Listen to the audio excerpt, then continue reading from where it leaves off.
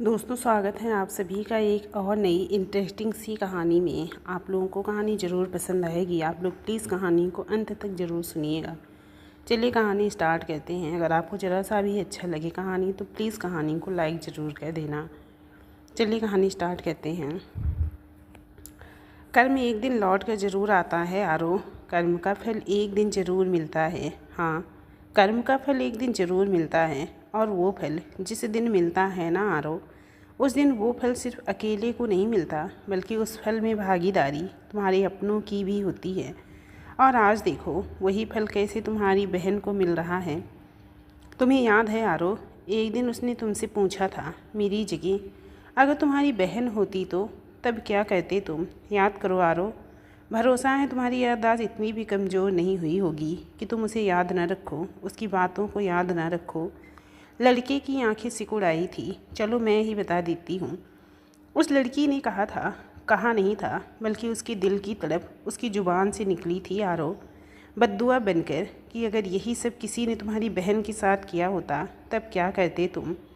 जो चोट जो दर्द तुमने दिया उसे वो कोई तुम्हारी बहन को देता तो क्या करते तुम? और आज देखो आखिर वही हुआ जो उसने उस दिन तड़प कर कहा था, जब तुम बड़ी बेदर्दी से उसे अपनी ज़िंदगी से चले जाने को कह रहे थे, ये जानते हुए भी कि वो तुम्हारे कहते कहते आरो की माँ ने अपनी आंखें मूंद ली और आखिरकार उनकी आंखों से आंसू निकल ही आए। और ये सुनते ही उस लड़की की भी आंखें हैरानी से बड़ी हो गई थी। उसकी आंखों में आंसू भर आए थे।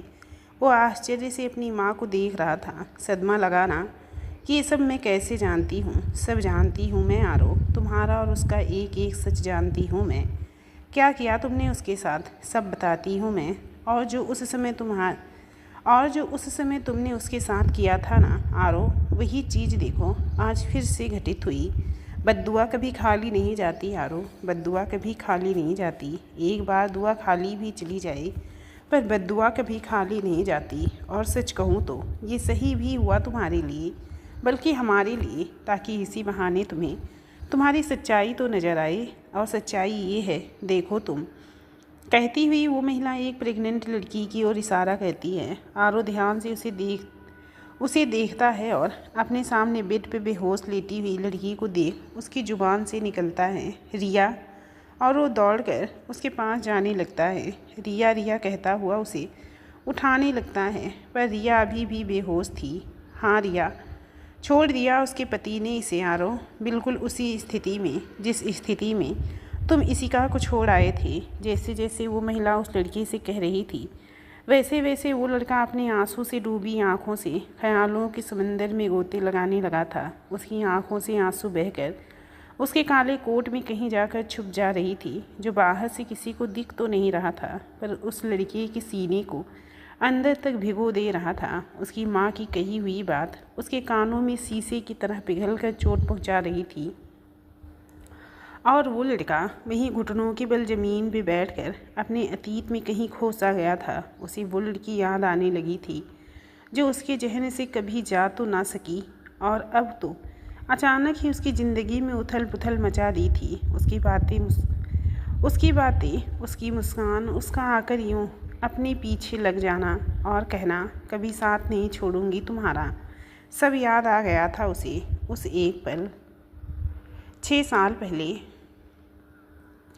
SMS college Rajasthan. आज कॉलेज का पहला दिन था। साथ ही नए छात्रों के स्वागत में कॉलेज में 2 दिवसीय इंट्रोडक्शन का कार्यक्रम चल रहा था, जिसमें छात्रों को उनके प्रोफेसर, डीन, प्रिंसिपल और डायरेक्टर गाइड करने वाले थे। उनके स्पीच होने वाले थे, जहां उन्हें कॉलेज के अलग अलग ब्रांच डिपार्टमेंट के बारे में बताया जाता। उन्हें कॉलेज परिसर घुमाने ले जाया जाता, जैसे हर कॉलेज में होता है, जिसके लिए सभी नए नवेले स्टूडेंट को एक सभा हॉल और उस हॉल में उपस्थित होने का एक समय दिया गया था। कॉलेज की बस आना शुरू हो गई थी। कई बच्चे पहली बार अपने अभिभावकों के साथ आ रहे थे, तो कई अपनी मोटरसाइकिल पर कॉलेज परिसर में एंट्री कर रहे थे। जैसे जैसे बच्चे आते, सारे टीचर्स उनके स्वागत में खड़े हुए उन बच्चों को ऊपर सभा हॉल में जाने को कहते। 9 बजे का समय था और अब बस 15 मिनट ही बचे हुए थे एंट्री के लिए, और सारे बच्चे भी अब तक आ चुके थे। गार्ड गेट बंद ही कर रहे थे कि रॉयल इनफील्ड में एक लड़का अंदर आया। बेवकूफ़ कहीं का, सारा चेहरा ही ख़राब कर दिया। एक पतली सी घुंघराले बालों वाली खूबसूरत सी लड़की अपने कपड़ों को साफ़ करते हुए अंदर आती है, क्योंकि उस लड़के की बाइक के टायर से कुछ कीचड़ उसके कपड़ों पे लग गए थे। उसके आते ही गेट बंद हो जाता है और वो लड़की थैंक गॉड कहती हुई अपने सीने पे हाथ रखकर भगवान को धन्यवाद कहती है और आगे बढ़ने लगती है कि गार्ड की आवाज़ पीछे से आती है, शिवाजी, हॉल ऊपर है, 3rd फ्लोर पर। लड़की मुस्कुराकर उन्हें थैंक यू कहती है और जल्दी से ऊपर जाती है उस हॉल की तरफ। जैसे ही वो 1st फ्लोर के लिए लिफ्ट की ओर बढ़ी कि दूसरी तरफ से लिफ्ट की ओर से भागकर आते हुए लड़की से टकरा गई। वो लड़का भी उससे टकराते ही उसकी तरफ पलट गया, पर लड़की वजन में हल्की फुल्की होने की वजह से उस दमदार लड़के के मजबूत कंधे से टकराते ही 2 कदम पीछे घूम गई और घूमकर पिलर से टकराने वाली होती है कि वो लड़का उसे खुद की तरफ खींच लेता है और वो लड़की अब उस लड़के के सीने से लग जाती है। लड़की की आंखें डर की वजह से बंद हो जाती है। वहीं लड़का उसे देखते हुए खो सा गया था। उसकी नीली नीली आंखों में उस लड़की के मैगी जैसे घुंघराले बाल कभी लड़की के चेहरे पे तो कभी लड़के के चेहरे पे समुंदर की भांति हिलोरे मार रहे थे। ये तो अभी शुरुआत थी। कॉलेज लाइफ में ऐसे हज़ारों नए नए किस्से हर रोज़ देखने को मिलते ही रहेंगे, जहाँ नए नए लड़के लड़कियाँ अपनी अपनी स्कूल की मीठी मीठी यादों को छोड़कर अपने सुनहरे भविष्य की कल्पना लिए उसकी ओर अपना पहला कदम बढ़ाने को उत्सुक नज़र आएंगे। साथ ही नज़र आएगा बहुत कुछ और। कॉलेज का पहला दिन तो सबको पता ही होता है। पहले दिन बने दोस्त और दुश्मन कभी भी भुलाए नहीं भूलते हैं। जहां आज पहले दिन से लेकर कॉलेज के लास्ट दिन तक ना जाने कितनी ही अप्सराएं या तो बुक में डूबने वाली थी या तो अपने कामदेव के प्रेम में डूबने को आतुर होने वाली थी, तो कहीं कामदेव भी इन अप्सराओं के आगे पीछे घूमने वाले थे। यहाँ के कॉरिडोर से लेकर असेंबली तक, जहाँ प्लेग्राउंड से लेकर लैब तक में इन 4 सालों में प्रोजेक्ट के साथ साथ ना जाने कितनों के रसायन के घोल के साथ प्रेम का घोल भी घुलने वाला था। फिजिक्स के नियम से न जाने बच्चे कैसे अपने प्रेमी प्रेमिकाओं के दिल में उतरने का नियम बनाने वाले थे। यहाँ आए थे तो डिग्री तो मिलती ही, पर कईयों की किस्मत में उसका लाइफ पार्टनर मिलना राम मिलाई जोड़ी का भी एक अच्छी जगह थी। साथ ही बहुत सी अधूरी प्रेम कहानियाँ भी होती हैं जो समय के साथ पता नहीं कहाँ लुप्त हो जाती हैं, पर फिर भी कई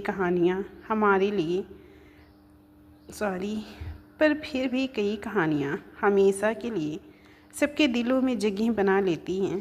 दोस्तों, शायद आप लोगों को भी अपना कॉलेज टाइम, स्कूल टाइम याद आ गया होगा। ये दिन भी हमारी ज़िंदगी का बहुत अहम दिन और ख़ास दिन होता है। मुझे तो बहुत याद आ रहे हैं अपने कॉलेज टाइम। इस कहानी को पढ़कर शायद आप लोगों को भी याद आए होंगे कि नहीं अपना कॉलेज टाइम याद आ रहा है। प्लीज़ मुझे कमेंट करके ज़रूर बताना। चलिए कहानी को आगे स्टार्ट करते हैं। टीवी जैसा सीन हो गया था उन दोनों के बीच। कुछ समय तक तो वो लड़का उसे अपनी बाहों में ऐसे ही पकड़े रहा और उसकी नीली समुंदर सी आंखों में गोता लगाते हुए उसे अपनी बाहों में झुलाता रहा। मगर जल्दी जब उस लड़के को अपने उस हाथ में भारी दर्द का एहसास हुआ जिस हाथ में लड़की का वजन पड़ा हुआ था, तब उसे पता चला बाबू मोसाए, ये कुरकुरे की तरह पतली दुबली दिखने वाली लड़कियां सिर्फ शक्ल से ही पतली दुबली दिखती हैं, जबकि वजन में तो ये सनी देओल के 2.5 किलो हाथ की तरह ही भारी हैं। जैसे उन्होंने गदर पिक्चर में हैंडपंप को उखाड़ा था, उसी तरह अगर इस लड़की को ऐसे ही ज़्यादा देर रखा तो वजन से दब जाना है मुझे। फिर उस लड़के को जल्दी ही अपनी गलती का ज्ञात हुआ और वो आंखें मूंदते हुए मन में बोला, लड़की के सामने बोलता तो इज्जत का पोपट हो सकता था ना। उसने मन में कहा, उस ये तो फिट नहीं बैठा बाबू मोसाए। पर अब गलती ढूंढने गया तो कहीं ऐसा ना हो, कहीं ये सनी देओल की 2.5 किलो हाथ को हैंडपम्प समझकर उखाड़ने के चक्कर में ये अभी मेरे इस अदने के आधा पाव हाथ को उखाड़ कर ना फेंक दे जिस पर ये अभी आराम से लिपटी हुई है। और ये याद आते ही वो जल्दी से लड़की को खड़ा करता है और उतनी ही जल्दी में पलटी मारते हुए लिफ्ट का बटन दबाकर लिफ्ट को खोलने लग जाता है। लड़की आँख खोलती है और ख़ुद को सही सलामत देख आवाज़ से अपने सामने देखती है कि लिफ्ट खुलती है और वो लड़का झट से अंदर घुस जाता है। उसी के साथ लड़की उसका चेहरा देखती या कुछ समझती वो लड़का उसके हाथ को पकड़कर झट से अंदर खींच लेता है। मम्मी कहती हुई उस लड़की की चीख निकल गई और वो एक बार फिर लड़की उस लड़के के एकदम नज़दीक थी और उसी तरह एक बार फिर दोनों का चेहरा आमने सामने था। और पिछली बार की तरह इस बार भी उस लड़की का मैगी वाला बाल उन दोनों के सामने उड़ रहा था कि उस लड़के के फ़ोन पर दीदी लिजी का गाना तुझे देखा तो ये जाना सनम प्यार होता है दीवाना सनम बजने लगा। लड़की ने लड़के को स्माइल दी और बदले में लड़का भी स्माइल देता हुआ फ़ोन उठा लिया। अबे यारो कहाँ है बे तू, आज तो जल्दी आ जा। समय से हम सब यहाँ बैठकर इस प्रिंसिपल की अपने ज़माने की पाठशाला की कहानियों में खोए हुए मक्खी मार रहे हैं और तू है कि लड़की को बाहों में लिए उससे लिपटा जा रहा है। और अब ये मत बोलना मुझे कैसे पता चला, अंदर आते वक्त देख लिया था मैंने। अब उसे छोड़ और आ अंदर, ऊपर है हम। हाँ भाई आ ही रहा था कि बेचारी भी उधर ही आ रही थी, इससे टक्कर हो गई। और तू तो जानता है ना कि मुझसे किसी को भी तकलीफ़ में नहीं देखा जाता और अगर ये गिर जाती तो इसे चोट लग जाती, समझना भाई।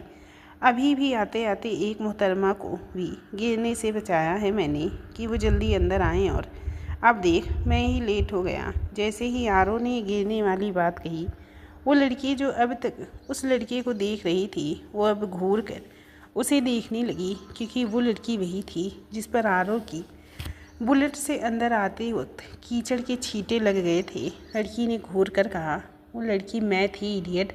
और उसी के साथ आरो का चेहरा ब्रिटानिया बिस्कुट जैसा उतर गया। सॉरी मैं तो बस तुम्हारी हेल्प कर रहा था ताकि तुम जल्दी से आ सको। इस तरह लड़की ने कंधे उचकाते हुए पूछा। सॉरी, आरो ने भी मुंह बनाते और कंधे उचकाते हुए कहा। तब तक फिर से फ़ोन बजा। आरो के बच्चे लिफ्ट खुला कि नहीं या लिफ्ट के अंदर ही रोमांस चालू। फ़ोन की दूसरी तरफ से आरो के दोस्त ने उसे गुस्से और प्यार के मिश्रित भाव से झिड़कते हुए कहा, आ ही रहा हूँ यार, यहाँ मेरी बैंड बजी पड़ी है, आज सीधे ही कांड करके धर लिया गया हूँ मैं। वो बेचारगी से उस लड़की को देखते हुए बोला जो अब भी उसे हाथ बांधे देख रही थी। कौन बैंड बजा रही है तेरी? वही मैगी है क्या जो तेरी बाहों में गिरी थी? आरो के दोस्त ने इत्तेफाक से कहा। और आरो फिर से बेचारगी से लड़की को देखने लग गया क्योंकि फ़ोन की वॉल्यूम इतनी थी कि उसके सामने खड़ी हुई लड़की अपने बालों की तारीफ आराम से सुन पा रही थी और उसी के साथ उसका गुस्सा और चेहरा फूलता ही जा रहा था। मरवाएगा क्या साले तू, कहकर आरो ने फ़ोन काट दिया। तब तक लिफ्ट का डोर खुला और लड़की पैर पटकती हुए वहाँ से चली गई। एक्सक्यूज़ मी मिस, कहते हुए आरो उसके पीछे गया। तब तक दोनों हॉल में पहुँच चुके थे और अब लड़की दरवाज़ा खोल अंदर दाखिल हो चुकी थी। आरो भी उसके साथ ही था, मगर दरवाज़ा जैसे ही ओपन हुआ कि उन दोनों को देखने के लिए नए बच्चों और टीचर्स की नज़र उनकी तरफ घूम गई। यहाँ तक कि स्पीच देते हुए डीन सर की भी। आरो और उस लड़की को ऐसा लग रहा था जैसे वो किसी दूसरी प्लेनेट से उतरे हुए नमूने हों जिसके पीछे भारत की खोजनीय टीम पड़ी है। और अब जैसे वो दोनों पकड़ में आ गए हों। वो दोनों भी सबको चोर नज़रों से देख रहे थे। पता नहीं जैसे तैसे दोनों ने साथ आकर कौन सा कांड कर दिया हो। तभी उतनों की भीड़ में एक हाथ ऊपर उठा जो आरो को अपने किसी होने का एहसास करा रहा था। वो पैर ऊपर करके देखा। उसका वही कमीना दोस्त था जो अभी बाहर उसकी इज्जत का फालूदा बनाया था। आरो भी खुशी से झूम उठा जैसे न जाने कौन सा खजाना मिल गया हो। पर उससे फिर एक बार गलती हो गई। वो खुद तो गया, उधर साथ में अनजाने में भी उस लड़की के हाथों को पकड़ा और उसे भी अपने साथ ले जाने लगा अपने दोस्त की तरफ। बहुत ही रोमांटिक सीन हो गया था उस वक्त सबके लिए, क्योंकि लड़का अपने ही धुन में शाहरुख खान बना लड़की के हाथों को पकड़कर खींचते हुए उसे अपने दोस्त की तरफ ले जा रहा था और लड़की चेन्नई एक्सप्रेस की दीपिका पादुकोण की तरह अपने हाथों को पकड़े उस लड़के को ले जाते हुए देख रही थी और उसके मैगी जैसे बाल काली नागिन की तरह लहरा रहे थे। और अब सारी स्टेडियम, सारा हॉल चेन्नई एक्सप्रेस के गुंडों की तरह उन्हें घूर कर देख रहा था और उन्हें देख सबके मन में एक ही गाना बज रहा था, थामा है जो हाथ तेरा अंजाम से ना डरूंगा, थामा है जो हाथ तेरा अंजाम से ना डरूंगा, मैं भी अगर मैं गया फिर एक जन्म और लूँगा। सबके मन में यही सॉन्ग चलता रहा और तभी आरो अपने दोस्त के पास आकर रुका और उसका दोस्त इतने समय से आंखें फाड़ कर अपने उसी दोस्त को देख रहा था जो भरी महफिल में एक लड़की का हाथ पकड़कर उसे ले आया था जैसे वो उसकी गर्लफ्रेंड हो। आरो पास पहुंचा कि उसका दोस्त उसे आंखों से घूरा और पीछे उस लड़की को देखने को बोला। पहले तो आरो समझ नहीं पाया, पर फिर वो पीछे पलटा और जैसे ही पलटा उस लड़की को फिर से घूरता देख चौंक गया और जब अपने पीछे सारे बैकग्राउंड को देखा तो और ज़ोर से चमक उठा।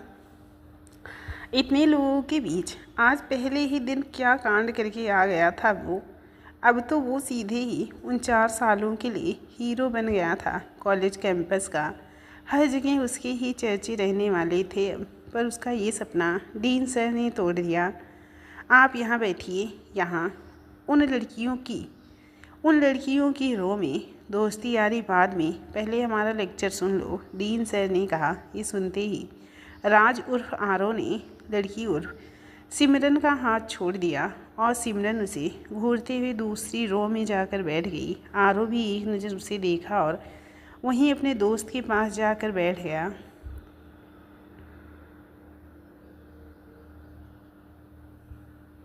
लेक्चर फिर से स्टार्ट हुआ। डीन सर आरो भी एक नज़र उसे देखा और वहीं अपने दोस्त के पास जा बैठा। लेक्चर फिर से स्टार्ट हुआ। डीन सर अपने कॉलेज और इन आने वाले 4 सालों में क्या कैसे पढ़ना है ये सारी बातें बता रहे थे और आरो के चारों कमीने दोस्त उसकी बगल वाली कॉलम में बैठी हुई खूबसूरत लड़कियों को ताड़ने में लगे थे। आरो की नज़र भी रह कर उस मैगी वाली लड़की की तरफ उठ जाती थी और वहीं वो मैगी वाली लड़की भी कभी घूर कर तो कभी कनखियों से उसे देख लेती थी। इसी तरह एक के बाद एक टीचर्स और बाकी को कॉलेज के बड़े बड़े आथॉरिटीज़ आने लगे सामने रो वाले बच्चे को छोड़कर। अब सारे बच्चे बोर होने लगे थे। वहीं अभी से ही कईयों की सिटिंग बैठे ही बन गई थी।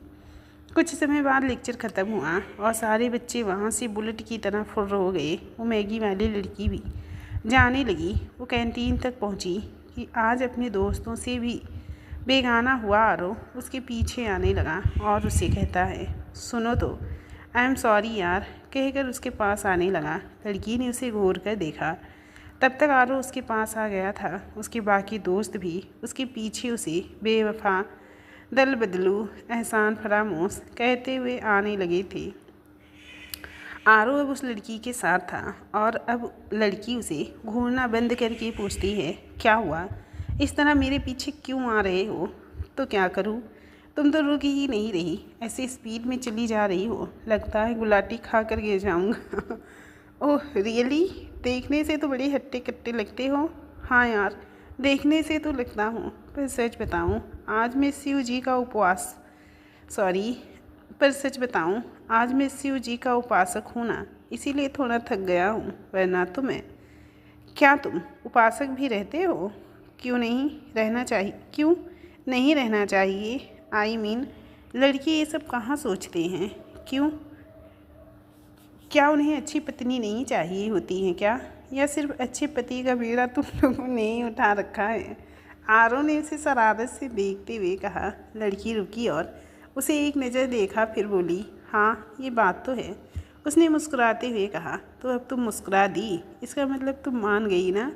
आरो ने उसे मुस्कुराते हुए देखा तो पूछा, किस लिए? मतलब मैं समझी नहीं। उसने कंधे उचकाते हुए कहा, आज सुबह के लिए। ओह अच्छा, हाँ माफ़ कर दो ना यार, आगे से ध्यान रखूँगा प्रिंस। कहकर आरो ने उसके आगे हाथ बढ़ा दिया और वो लड़की भी मुस्कुराती हुई उसके हाथ में अपना हाथ रख दी। वैसे नाम क्या है तुम्हारा? आरो ने पूछा। Sakshi, Sakshi Kashyap. Oh wow, very beautiful name. आपकी तरह ही, उसने मुस्कुराते हुए कहा। पर तुम तो मैगी बुलाते हो ना?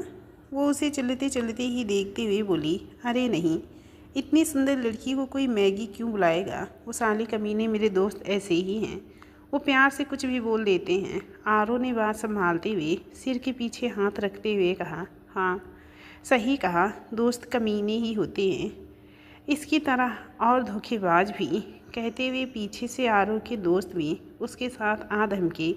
साक्षी उन्हें देखने लगी तो उसमें से एक ने, जिसका नाम अतुल था, उसने कहा, मतलब हम समझते हैं ना साला ये कमीना आरो, खुद तो अपने लिए नई दोस्त बना लिया पर अब तक उस दोस्त का इंट्रोड्यूस अपने पुराने दोस्तों से नहीं करवाया। साक्षी उनकी बात सुनकर मुस्कुरा दी और बोली, साक्षी, साक्षी नाम है मेरा। और फिर बाकी सब भी अपना अपना नाम बताते हुए उससे हाथ मिलाने लगे। इस तरह पहले दिन ही उन सभी का एक ग्रुप बन गया। सब एक टेबल पर बैठकर नाश्ता करने लगे। उसमें से मयूर, जिसने आरो को कॉल किया था, उसने धीरे से आखिर साक्षी से पूछ ही लिया, वैसे साक्षी, क्या हम तुम्हें प्यार से मैगी बुला सकते हैं? आरो की सिट्टी पिट्टी गुल हो गई। वो साक्षी को देखने लगा, वहीं बाकी सब भी साक्षी को देखने लगे। साक्षी पहले तो शांत रही, फिर धीरे से मुस्कुरा दी। इस तरह उन लोगों ने भी अपने ग्रुप वासियों के प्यारे प्यारे नाम रखे और सब एक दूसरे के साथ खिलखिलाते हुए अपना पहला दिन एंजॉय करने लगे। इसी तरह पहला दिन दोस्ती यारी में निकल गया। बातों ही बातों में पता चला कि साक्षी यहाँ पीजी में रहने वाली है। फ़िलहाल तो आज वो किसी रिश्तेदार के यहाँ रुकेगी, पर उसे तो रोड भी नहीं पता था अपने रिलेटिव के यहाँ जाने का। दूसरी बात, वो यहाँ पहली बार आई थी और आज सीधे ही अपने घर से कॉलेज आ गई थी। इस समय वो अपने उसी रिश्तेदार से बात कर रही थी जो उसे कुछ ही पल में लेने आने वाले थे। और अब ये बात उसके आज बने नए दोस्तों को पता चल गई और फिर बैठे बैठे ही लग गए सब साक्षी के लिए पीजी खोजने में। यहाँ तक कि जब तक उसके रिश्तेदार ना आ गए वो पांचों लोग उसे छोड़कर कहीं नहीं गए। आखिर वो दोस्त थी क्या जो एक दूसरे के काम ना आए? आखिर दोस्ती निभाने भगवान ने ही दोस्त बनाए हैं। आरव का ग्रुप भी साक्षी के साथ अपनी दोस्ती ही निभा रहा था और उस कुछ पल में साक्षी भी एकदम अपने घर की तरह उन लोगों से रम गई थी। मयूर बीच बीच में अपनी बातों से ग्रुप का माहौल हंसी मजाक में बदल दे रहा था। लग ही नहीं रहा था कि वो लोग अभी कुछ घंटे पहले मिले हैं। वहीं आरो बीच बीच में साक्षी को देख भी लिया करता था। वो थी भी बहुत खूबसूरत कि एक बार जिसकी भी नज़र उस पर उठती वो कुछ पल के लिए उसकी खूबसूरती पर ठहर कर रह जाती। उसके दोनों गालों में प्यारा सा डिम्पल ऐसे लगता मानो उसे दिन भर देखते ही रहे। साथ ही उसकी गहरी आंखें ऐसी लगती मानो उसी गहराई में डूबकर इंसान अपना होश खो बैठे। और बाल तो उसके पूछो ही मत, लंबे थे उसके बाल जिसे उसने कलर करवाए थे और उसे ही आरो मैगी बोल रहा था। वहीं उसका पतला दुबला सोने का शरीर भी उसके रूप को पूरी तरह किसी अप्सरा से कम नहीं बना रहा था। वो दोस्त कुछ इधर उधर की बातें किए और निकल गए कॉलेज कैंपस घूमने। जब तक साक्षी के रिश्तेदार ना आ जाते कॉलेज भी बड़ा खूबसूरत था। जगह जगह पे कोई न कोई खेल का कॉरिडोर बना ही होता जहाँ पुराने स्टूडेंट या तो खेलते नज़र आते या बैठे हुए गपशप करते। साक्षी को ये सब देखकर बहुत अच्छा लग रहा था और आरो को साक्षी को इस तरह मुस्कुराता देखकर अच्छा लग रहा था। वहीं उसके कजन कमीने टाइप दोस्त लोग को आरो को ऐसे साक्षी की तरफ देखकर हंसी के फुहारे छूट रहे थे। वो कभी आरो को पिंच करते तो कभी उसे कोहनी मार कर सामने देखने को कहते। यही नहीं रुकते तो चलते चलते इसके पीठ पर झूल जाते। और आरो भी तो दिलदार था, अपने दोस्तों का दोस्त, और उनसे उसे बेशुमार प्यार था। उनकी एक खुशी के लिए मर मिटता था। वो आज भी समझ रहा था कि उसके दोस्त उसे छेड़ रहे हैं, बल्कि अकेले में तो उसे साक्षी के नाम से कुरेद कुरेद कर मार ही डालेंगे, पर नज़र भी तो उसकी साक्षी से हट नहीं रही थी। मजबूर हो गया था पहले दिन ही उसकी खूबसूरत डिम्पल और उसकी दिलकश आँखों में खोने के लिए। वो अपनी नज़रें उससे हटा ही नहीं पा रहा था, और अब इसके लिए उसे अपने दोस्तों का टीज भी सहना मंजूर था। कुछ समय बाद वो लोग घूम फिर कर गेट के वापस आ गए, और अब साक्षी के रिश्तेदार ने उसे कॉल किया। साक्षी ने फ़ोन उठाया और हाँ आती हूँ कहकर वो अपने दोस्तों को बताई। वो भी काफ़ी खुले विचारों वाली थी, इसलिए पांचों दोस्त ने पहले मुट्ठी बनाकर एक दूसरे के हाथों को बीच में लाकर टकराया, जो कि ये चीज़ उन्हें हर बार मिलते और जाते वक्त करनी थी। फिर सब बारी बारी साक्षी के साइड हक की, पर उनके गले लगने में साक्षी को एक सहजता ही महसूस हुई, एक पवित्रता ही महसूस हुई। कहते हैं ना, किसी को पहचानने के लिए एक नज़र ही काफ़ी होती है। पर हाँ, कभी कभी कोई सालों हमारे साथ रह जाए, हम उसकी रूह तक को महसूस नहीं कर पाते। पर यहाँ साक्षी को अपनापन सा लग रहा था वो यहाँ से कहीं ना जाए, पर जाना तो था ही। उसके रिलेटिव में भैया उसे लेने आए और वो सबको कल मिलने का बोलकर वहाँ से बाहर आ गई, और उसके जाते ही बाकी सब भी उसे देखते हुए बाहर निकल आए। रात को जब साक्षी खा पी कर फ्री हुई, आज सुबह हुए घटनाक्रम ने उसके चेहरे पे मुस्कुराहट ले आई। वो न जाने कब तक अकेले ही मुस्कुराती रही। उसकी आंखों के सामने आरो का ही चेहरा घूमने लगा, साथ ही उसके बाकी दोस्त भी उसे बहुत अच्छे लगे। वो मुस्कुराती रही और फिर अपनी चाची की बेटी के साथ सो गई। वो उम्र में उससे छोटी थी, इसीलिए उसे साक्षी के मुस्कुराने का कारण ना समझ आया, और वो साक्षी को अकेले मुस्कुराते छोड़कर सो गई। इधर आरो भी घर आकर अपनी छोटी बहन को सब चीज़ बताता हुआ मुस्कुरा रहा था। उसकी बहन उसे मुस्कुराते देखती रही। अगली सुबह आरो के लिए बेसब्री लिए हुई थी। वो गुनगुनाता हुआ बाल सेट कर रहा था और आईने में देख खुद को मुस्कुराता रहा। उसकी बहन उसे पीछे से देख मुस्कुराती रही।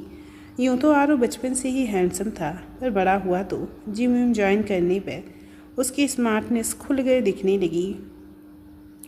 6 फुट का अच्छा खासा लड़का था वो, ऐसे ही रंग रूप भी था कि कोई भी मोहित हो जाता।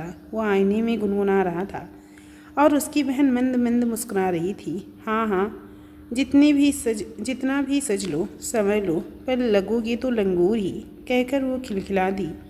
चुप कर बंदरिया, लंगूर और मैं, मेरे जैसा हैंडसम बंदा तो इस पूरी यूनिवर्स में नहीं होगा। देख तो मुझे देख, आईना भी शर्मा रही है। गलतफहमी है आपकी लाल लंगूर, कहकर वो आरो का बाल बिगाड़ दी और भाग गई वहाँ से नीचे। रुक बंदरिया, कहकर आरो भी उसके पीछे भागा कि वो नीचे आते आते पापा से टकरा गया। देख कर नहीं चल सकता। आरो के पापा जोर से गरजे और दोनों भाई बहन डर कर 2 कदम पीछे खिसक गए। आरो के पापा के वहाँ आ जाने से सन्नाटा छा गया और आरो गुस्से से उन्हें घूरने लगा। उनकी आवाज़ सुनकर आरो की माँ भागते हुए वहाँ आई और पूछने लगी, देखो तुम्हारे लॉर्ड गवर्नर को सीधे से दिखाई भी नहीं देता। इसे इंजीनियरिंग में एडमिशन तो ले लिया है, ऐसी ही चाल ढाल रही तो डुबो देगा पैसा। आप भी ना, बच्चा है वो, हमेशा अच्छे नंबरों से पास होता है, यहाँ भी अच्छा ही करेगा। वैसे भी आज पहला दिन है। हाँ तो बता दो उसे कि बैंक से लोन लेकर पढ़ा रहा हूँ, जल्दी ही उसे इसका पे बैक करना होगा, वरना डूब जाएंगे हम सब। समझ में आया तुम सबको मेरी बात? उस पर से इसके शौक जनाब को कहो संभल कर रहें, कहकर आरो के पापा चले गए और उनके पीछे ही आरो भी गुस्से में वहाँ से जाने लगा। आरो नाश्ता कर ले बेटा, उसकी माँ ने आवाज़ दी। पेट भर गया माँ, कहकर वो चला गया। उसकी माँ उसे उदास से जाते देखती रह गई। इधर साक्षी भी जल्दी से रेडी हुई और उसका भाई उसे छोड़ने कॉलेज आया। आज उसकी चाची जल्दबाजी में नाश्ता पैक नहीं कर पाई थी, इसीलिए वो कैंटीन में बैठी खाती रही कि उसी वक्त बाकी लड़के भी चले आए। साक्षी उन्हें देख मुस्कुराने लगी। पर उसकी नज़र उन सब से किसी को ढूंढने में लगी थी। सारे दोस्त आकर वहीं उसी टेबल पर बैठ गए। सारे लोग हैंडशेक किए और एक दूसरे से बातें करने लगे कि मयूर ने कहा, ये आरो कहाँ रह गया? पहले दिन भी लेट था और अब भी लेट। ऐसे ही करता रहा तो आज पहले दिन भी भगा देंगे उसे। मयूर की बात सुनकर साक्षी सैड हो गई, पर चेहरे से दिखाया नहीं उसने भी कहा सॉरी, पर चेहरे से दिखाया नहीं। उसने भी कहा, साक्षी मन ही मन आरो का इंतज़ार करती रही। उसे भी पता नहीं था कि वो ऐसा क्यों कर रही है। वहीं मयूर और आरो के बाकी दोस्त लोग भी उसका इंतज़ार करते रहे। थोड़ी देर इंतज़ार के बाद भी आरो नहीं आया तो सब क्लास की ओर जाने की बात करने लगे। वैसे भी आज पहला दिन था, ऐसे में लेट नहीं होना चाहता था कोई, पर दोस्ती ऐसी थी कि आरो के दोस्त उसे छोड़कर जाना नहीं चाहते थे। यार साक्षी, आरो तो आ नहीं रहा है और उसे यूँ अकेले छोड़कर हम भी नहीं जा सकते, पर अगर तुम जाना चाहो तो जा सकती हो, क्योंकि आज पहला दिन है। ऐसे में आज लेट हो जाना मतलब सबकी नज़रों में आना, और हम नहीं चाहते कि तुम अभी से ही किसी की नज़रों में आओ। मयूर ने कहा तो उसके बाकी दोस्त भी उसकी बात का समर्थन करने लगे। कल से बस इतना ही जान पाए हो मुझे मयूर।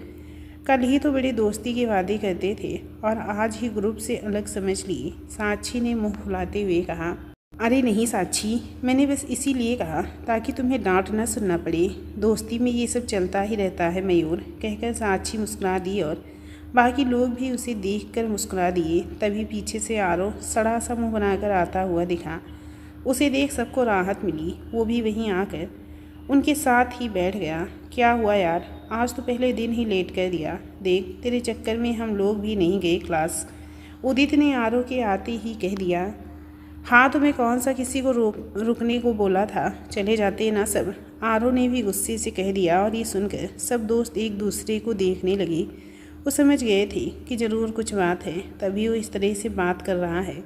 साक्षी भी आरो को देखती रह गई। क्या हुआ यार आरो, कोई टेंशन की बात है क्या भाई? मयूर ने उससे पूछा और बाकी लोग भी पूछने लगे। पक्का तेरा हिटलर बाप ही कुछ कहा होगा, है ना? आरो का दोस्त कबिस ने कहा। यार पापा है वो मेरे, ढंग से बात कर। और सॉरी कि मैंने तुम लोगों से ऐसे रूड बात की। नहीं यार, समझते हैं हम। वैसे बता, तेरे पापा ने ही कुछ कहा है ना? मयूर ने पूछा। हाँ यार, आज तो सुबह सुबह ही शुरू हो गए थे। मुझसे उनकी बात सुनी नहीं गई और मैं आ गया पैदल ही। क्या तू पैदल आया है? उदित आंखें फाड़ कर उसे पूछता रहा। नहीं यार, बस से आया हूँ, घर से पैदल निकला था। गुस्से में बुलेट घर पर ही छोड़ दिया। चलिए सही किया कि बस में आ गया, नहीं तो कल तक पहुँचता कॉलेज और हम तुझे किडनैप समझकर अभी ढूंढ रहे होते। आरो के दूसरे दोस्त ने माहौल को हल्का करते हुए कहा तो सबके चेहरे पे मुस्कान आ गई। साक्षी भी मुस्कुराने लगी और उसे मुस्कुराता देख अब आरो आकर के साक्षी भी मुस्कुराने लगी और उसे मुस्कुराता देख अब जाकर आरो की नज़र उस पर पड़ी और वो उसे देख अपना सारा गुस्सा भूल गया। उसकी तो नज़र ही नहीं पड़ी थी अभी तक साक्षी पर, और अब पड़ी तो उसे देखता ही रह गया। वो कल से भी ज़्यादा खूबसूरत दिख रही थी और उसका घुंघराला काला बाल अब स्ट्रेट होकर सीधे हो चुके थे। उन बालों में भी वो खूबसूरती की बला लग रही थी। अब आरो को रिग्रेट होने लगा था कि आते ही उसकी नज़र उस पर पड़ी क्यों नहीं। वो साक्षी को देखता रहा और साक्षी भी उसे देखती रही और बाकी लोग उन दोनों को देखते रहे। तभी मयूर बेंच के नीचे से आकर आरो की थाई पे जोर से पिंच काट दिया और आरो सीधे ही साक्षी का हाथ पकड़े उसी टेबल पर आ बैठा जिस टेबल पर वो हाथ रखे और हाथ के ऊपर अपनी ठुंडी टिकाए साक्षी को मुस्कुराते हुए एक टक देख रहा था। साले, कहकर आरो की चीख निकली और ये देख साक्षी की हंसी छूट गई और वो एक बार फिर खिलखिलाकर हंसने लगी। वो मयूर को आरो को पिंच करते देख चुकी थी, इसीलिए वो अपनी हंसी छुपा ना पाई। पिंच काट कर मयूर भाग गया कैंपस के पीछे की तरफ, जिधर स्टेडियम और गेम्स के लिए कॉरिडोर बना हुआ था। मयूर भागता रहा और आरो उसे दौड़ाता रहा। साथ साथ बाकी दोस्त भी वहीं आ गए। इसी तरह अब रोज़ ये जगह उन दोस्तों की हंसी मजाक का अड्डा बन गई। जब भी लेट होने की वजह से जलील होकर क्लासरूम से निकाले जाते, सबके सब यहीं आकर जमा हो जाते थे। अब तो ऐसा हो गया था कि इनके ग्रुप का एक भी सदस्य अगर क्लास के समय पर पहुंचने से पहले मिसिंग रहता तो बाकी के लोग वहीं दरवाजे पर ही उसके आने तक खड़े रहते, और जब तक वो मिसिंग सदस्य आ नहीं जाता तब तक बाकी के लोग भी अंदर नहीं जाते थे। देखते देखते 1 महीना कब गुजर गया पता ही नहीं चला। इसी बीच आरव और उसके दोस्तों ने मिलकर साक्षी के लिए पीजी भी खोज लिया, और अब कॉलेज के बाद साक्षी का रूम उनका दूसरा अड्डा हो गया था। आरव, साक्षी, मयूर और बाकी लोगों की दोस्ती इतनी मजबूत हो गई कि उनका एक ग्रुप अलग ही पहचान बनाने लगा। कॉलेज कैंपस में जितना फेमस वो ग्रुप अपने बंक मारने के लिए फेमस था, उतना ही फेमस अपनी दोस्ती, अपनी पढ़ाई या फिर हर कॉलेज फैक्ट्स में पार्टिसिपेट करने के लिए भी था। इसी तरह उन्होंने फर्स्ट सेमेस्टर एग्ज़ाम में भी पूरे कॉलेज में झंडा गाड़ दिया। देखते देखते उनका 1 साल कैसे बीता पता ही नहीं चला। इस बीच सब दोस्त एक बार साक्षी के घर भी आए। साक्षी का घर बहुत सुंदर था। खुली पहाड़ों के बीच बसा वो गांव उन दोस्तों को बहुत भा रहा था। 5 दिन का ट्रिप था, मगर मस्ती 5000 गुना थी। बहुत खूबसूरत पल बने थे। सबने उन दोस्तों के बीच साक्षी के पापा नहीं थे, उसकी माँ और एक छोटी बहन थी। वापस आने के एक रात पहले सारे दोस्त दिन भर घूमने के बाद नीचे आराम फरमा रहे थे कि आरव भी उन्हीं के साथ बैठा था। उन सबको सोता देख साक्षी खुली हवा में ऊपर छत पर आ गई। कल उसे जाना था और यहाँ की यादों को फिर वो एक बार संजो कर जाना चाहती थी, इसीलिए खुली हवा में बैठी थी कि उसके जाने के बाद आरव आँख खोला और सबको सोया देख साक्षी को सारे कमरे में ढूंढने लगा, और जब साक्षी उसे कहीं नहीं दिखी तो उसे ढूंढता हुआ वहीं आ गया।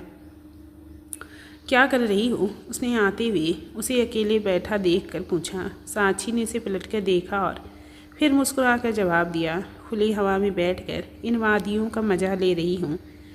वो तो मुझे भी दिख रहा है, पर क्यों और क्या मैं यहाँ बैठ सकता हूँ? आरव ने कहा। हाँ, बिल्कुल बैठ सकते हो, इसमें पूछने की कौन सी बात है। और मैं यहाँ बस जाने से पहले इन हवाओं से बात करने आई हूँ। उसने आसमान की ओर हाथ फैलाते हुए कहा। अच्छा, और वो क्यों? पता है आरव, ये वादियाँ, ये खुली हवा, ये घर, ये मुझे मेरे पापा की याद दिलाते हैं। मेरे पापा भी इन खुली वादियों की तरह थे, बहुत ही स्नेह करते थे मुझसे। जब भी मेरा मन दुखी होता था तो वो हमेशा ही मुझे इन खुली हवाओं की तरह अपने सानिध्य में ले लेते थे। बताते हुए वो उदास हो गई थी। और वो उसे देखता रहा, उसकी बातों को समझता रहा, और उसने कहा, तुम उदास हो साक्षी? साक्षी ने कहा, नहीं तो फिर ये आंसू कैसे? आरव ने पूछा। अरे ये तो बस माँ से दूर जाने की वजह से है। कल हम सब यहाँ से चले जाएंगे ना, इसीलिए बस उनकी यादें ही तो रह जाएंगी मेरे पास। इसीलिए बस आंखों में आंसू आ गए। अब पता नहीं कब आना होगा, शायद अब सेमेस्टर के एंड में आना होगा। इसीलिए बस ऐसे ही ये सब छोड़ो। अच्छा तुम बताओ ना, तुम्हें कैसा लगा यहाँ? सब चीज़ ठीक तो लगा ना तुम्हें तकलीफ़ तो नहीं हुई ना? वो क्या है ना, तुम लोग शहरों में रहने वाले एक छोटे से गांव में मेरी दोस्ती की वजह से इतनी दूर आ गए। ये जगह तो तुम्हारे रहने लायक भी नहीं है, फिर भी मुझे सच में बहुत अच्छा लगा। आरव, साक्षी ने कहा। तुम बात पलट रही हो ना साक्षी, बताओ कि नहीं कि तुम्हारे आंखों में आंसू का कारण क्या था? मैं तुम्हें बहुत अच्छे से जानता हूँ। इन 6 महीनों में तुम्हारी मेहनत को देखता आ रहा हूँ। भले ही हमारी दोस्ती को बस 6 महीने हुए हैं, लेकिन पहचानने में मुझे तुम्हें 6 दिन भी नहीं लगे। मैं पहचान गया था कि तुम बहुत मेहनती लड़की हो, और इसके पीछे का कारण कहीं ना कहीं तुम्हारी माँ और उनके प्रति तुम्हारी जिम्मेदारी है। इसलिए अब जल्दी से चलो, बताओ कि आखिर तुम्हारी इतनी खूबसूरत आंखों में मोटे मोटे आंसू आने के कारण क्या थे? आरव ने उसकी आंखों में आए आंसुओं को पोंछकर उसके हाथ में अपना हाथ रखते हुए पूछा। माँ और छोटी की जिम्मेदारी आरव, माँ और छोटी की जिम्मेदारी पापा के बाद अब मेरे ऊपर है। मुझे उन्हें बहुत ही अच्छी लाइफ देनी है आरव। मुझे माँ की मेहनत का फल उन्हें देना है। माँ ने तिल तिल करके हमें पाला था। पापा के जाने के बाद बहुत ही छोटी सी उम्र में वो चले गए थे हमें छोड़कर, तब से माँ ही हमारा सारा खर्चा उठाती आई हैं। पापा ने कुछ पैसे रखे थे अकाउंट में जिसके हमें ब्याज मिलते थे। माँ उन्हीं पैसों को संजो कर हमारी पढ़ाई में इन्वेस्ट की हैं और अब वही इन्वेस्ट का फल मैं माँ को देना चाहती हूँ। मैं मेहनत ही इसीलिए करती हूँ ताकि मैं माँ को उनका मेहनत का फल वापस लौटा सकूँ। मुझे जल्दी ही नौकरी अपने हाथ में लेनी होगी यारो। मैं चाहती हूँ मैं कैंपस में सिलेक्ट हो जाऊँ जिससे मुझे नौकरियों के लिए भटकना ना पड़े। साक्षी की इतनी गहराई वाली बात सुनकर आरो गर्व से फूल गया। कहीं ना कहीं वो भी इसी सब चीज़ों से जूझ रहा था। उसके ऊपर से उसके पापा ने उसे अल्टीमेटम भी दे दिया था कि उसको उसकी पढ़ाई का पूरा कर्जा चुकाना है। इसीलिए वो साक्षी से खुद को जोड़ पा रहा था। इसी सब में पता नहीं वो साक्षी के पास खिसक आया। साक्षी उसे देखती रही। वो साक्षी के नज़दीक खिसक गया और उसके हाथों को थाम कर वो बोलने लगा, मुझे तुम पर भरोसा है साक्षी। देखना तुम एक दिन बहुत ही अच्छे मुकाम पर होगी और जो तुमने आंटी के लिए सपने देखे हैं ना वो तुम ज़रूर पूरा करोगी। हाँ आरो, मुझे बस उसी दिन का इंतज़ार है। साक्षी ने उसे देखते हुए कहा। दोनों एक दूसरे को देखते रहे कि समीर ने साक्षी की तरफ देखते हुए कहा, आरो ने साक्षी की तरफ देखते हुए कहा, साक्षी मुझे तुमसे कुछ बात करनी है। हाँ कहो ना, क्या बात करनी है? वो मैं बहुत दिन से सोच रहा था कि तुम्हें कुछ बताऊं। हाँ कहो ना आरो, क्या कहना चाहती हो? क्या बताना है तुम्हें? साक्षी ने पूछा। आरो थोड़ा उसके और नज़दीक आ गया। अब दोनों का चेहरा एकदम आमने सामने था। आरो ने उसके हाथ को अपने हाथ की उंगलियों में फंसाया। साक्षी सिहर उठी। साक्षी को आरो की नज़रों में बहुत कुछ तो दिख रहा था पर वो अनजान ही बनी रही। दोस्तों, ये इस कहानी का अगला चैप्टर आप लोग सुनना चाहते हैं या नहीं, प्लीज़ कमेंट करके ज़रूर बताना। तो मुझे ज़्यादा दिलचस्पी होगी कहानी को आगे बढ़ाने में, तो प्लीज़ बताना ज़रूर। और अच्छी लग रही हो कहानी तो जल्दी से कहानी को लाइक कर दीजिए और चैनल पर न्यू है, अभी तक सब्सक्राइब नहीं किया है तो सब्सक्राइब भी ज़रूर कर लेना ताकि इस कहानी का दूसरा चैप्टर अपलोड करूँ तो उसका नोटिफिकेशन आप लोगों को तुरंत मिल जाए। आप लोगों से इस प्यारी सी इंटरेस्टिंग मज़ेदार खूबसूरत कहानी का कोई भी चैप्टर ना छूटे।